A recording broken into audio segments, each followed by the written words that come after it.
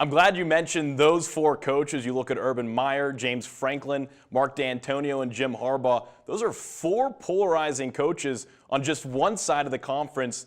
Do you think James Franklin will ever be able to compete with the current top dogs? Well, I think this is the big challenge, particularly for Penn State, right? Because here you are with James Franklin on the east side, and if they were in the west, maybe we'd be looking at Penn State a little bit differently. So no doubt there's a challenge there for Franklin and for Penn State. But those other guys, look, there's star power in this league. I mean, this is a league with really great coaches right now. And so if you're going to win the Big Ten, you're going to have to do it by getting through some incredible football minds, no doubt about it. And you're an Illinois guy, went to Northwestern, so Pat Fitzgerald obviously won. Lovie Smith comes in now into the conference in Champaign. What does he bring to this conference from a coaching perspective? Well, he brings instant credibility for Illinois. There's no doubt about that. I mean, we're talking about a guy who has coached in the Super Bowl. I don't think it doesn't get much better than that. So, look, Illinois has got a lot of ground to make up. I don't think there's any doubt about it. They have regressed a little bit here. They haven't been able to put together consistently good seasons. So Lovie Smith has his work cut out for him. But it's a great hire. I mean, to me, it's an absolute home run hire. It's someone with instant credibility who can walk into a home and he's a recognizable name. That stuff matters. It matters in this day and age. And for Illinois, now the challenge becomes, can you get into Chicago? Can you get into St. Louis? Can you recruit Texas, where Lovie Smith is from? Can you recruit Florida, where he obviously has some deep connections from coaching? Those are the big challenges. But I think Illinois is in a lot more favorable position, let's say, than they were maybe 2 or 3 months ago. Well, we're in Happy Valley. Let's shift back over to Penn State. What players do you think maybe Miles Sanders, a Saquon Barkley are going to propel this Penn State team to probably or possibly compete with the likes of Michigan or Ohio State?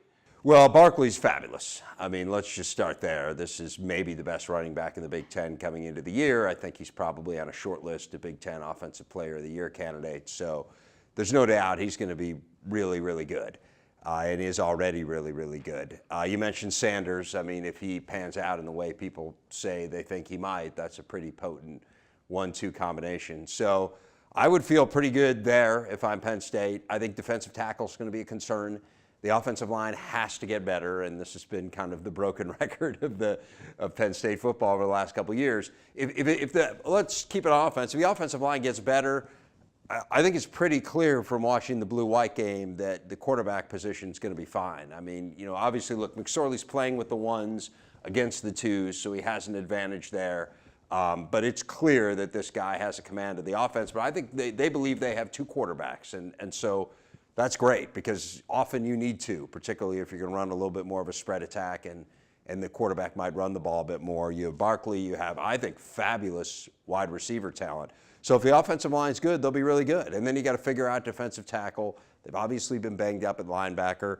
I like the secondary a lot. I think John Reed was one of the most impressive young guys in the Big Ten last year. So I don't think there's any reason to think Penn State isn't going to have a really good team. The issue is, can you get past Ohio State? Can you get past Michigan State?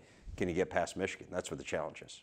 And you had the opportunity to meet and talk with James Franklin while in town. Do you think he's a good fit for Happy Valley? Well, I've been impressed with James Franklin since before I met him. When the word kind of started to trickle out about how impressed they were with him at Maryland, you start to pay attention as someone who follows college football and covers it. I thought he did an incredible job at Vanderbilt. That is a really difficult place to win. I have a colleague in Coach DiNardo who would attest to that, having coached there. I mean, he didn't even have a winning season, and he got the LSU job out of there. So that kind of tells you, like, the emphasis that people say, if you can go 5-6 at Vanderbilt, you're doing some great things. So for James Franklin to make bowl games and to have the success that he did there, I think shows what a good coach he is. And now the challenge is, okay, now you're finally up to speed here. You've finally gotten your numbers up. You finally started to recover from the damage in terms of recruiting that the sanctions had on you. Now can all of this young talent start to come together, and can you have a championship level team? And that's going to be the next step for him. The next step is, can you beat elite teams? Can you beat ranked teams? Can you do those things that he hasn't done? but it's clear he can recruit. And now we'll see. And again, some changes in the staff here. And how will those changes, how will the new offense, what kind of impact will that have with Joe Moorhead? I like the idea of kind of going in the direction that they're going. I think that could be a really good offense for them, particularly if you still have some challenges on the line. They've been really good on defense, but how do you make up for the loss of Coach Shoup defensively? So I think there's still question marks. But, I mean, if I'm a Penn State fan, I'm incredibly optimistic about the direction of the program, and a big part of the reason is him. Shifting away now from Penn State football, moving to the Big Ten Conference as a whole, the Big Ten moves to a 9-game schedule this upcoming fall, where that's one more additional conference game played for every team. What kind of impact will that have on an already very competitive conference, and what kind of implications will that have on the college football playoff? Well, this is going to be the new model, and I think Commissioner Delaney's belief is we want to play each other more.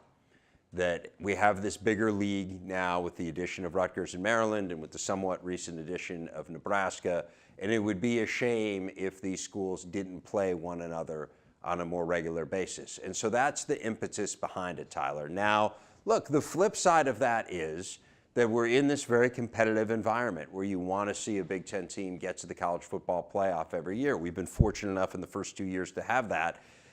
When you're replacing a game against a nondescript, non-conference opponent, which many of those games are, with a game against another conference opponent, it becomes more difficult to accumulate the win totals that we've seen in the past. Does that worry you at all? It's simple math. Does it worry me? I mean, I think a little bit. I hope that because now this decision-making process of choosing these 4 teams is in the hands of people rather than computers, I think they understand that it's more difficult to win 11 games, let's say, if you're playing 9 games against conference opponents. I think they get that. I hope they get that.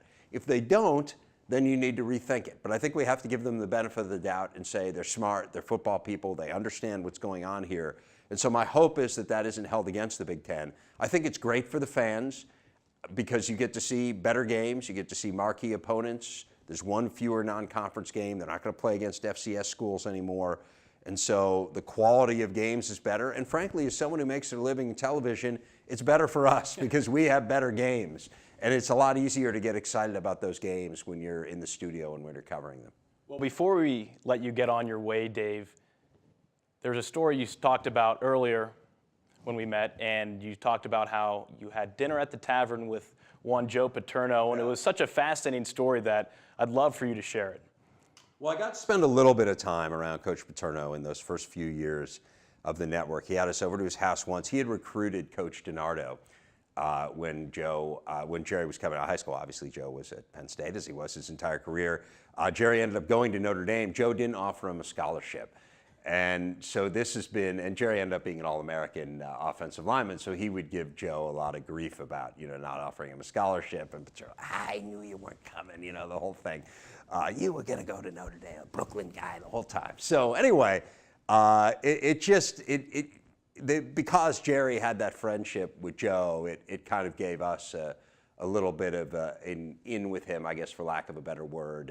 And so he had us over to his place once for dinner, which was absolutely fascinating. I mean, just you really understood the kind of person that he was and the priorities that he.